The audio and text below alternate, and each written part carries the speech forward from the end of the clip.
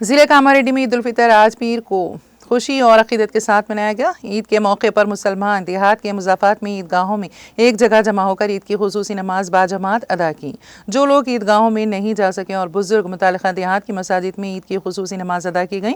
ईद उल फितर जो रोज़े से गुजारी गई अकीदत की तकमील, बुरी आदतों और बुरी खसलतों को तर्क करने, अच्छी सिफ़ात को परवान चढ़ाने, रोज़ाना कुरान मजीद की तिलावत करने और नमाज तरावी की खुसूसी अदायगी का निशान है।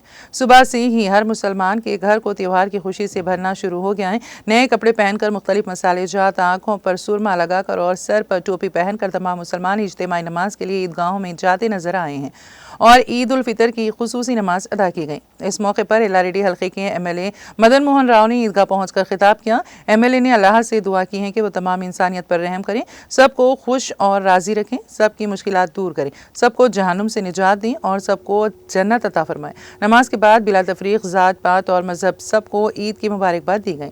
ईदगाह में बाएक वक्त सैकड़ों मुसलमानों ने ईद उल फितर की खुसूसी नमाज अदा की। इस रमज़ान के मौके पर Ellareddy SI Mahesh, CI Ravinder Naik, DSP Srinivas, police अफसरान ने इस बात को यकीनी बनाया कि ईदगाह पर कोई नाखुशगवार वाक़या पेश न आए। पुलिस की सख्त नफरी तैनात थी।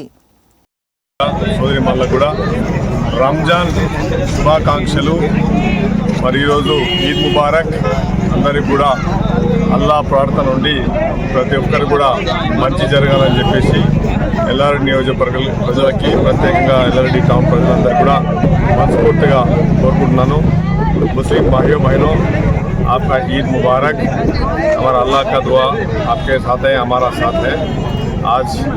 आज का दिन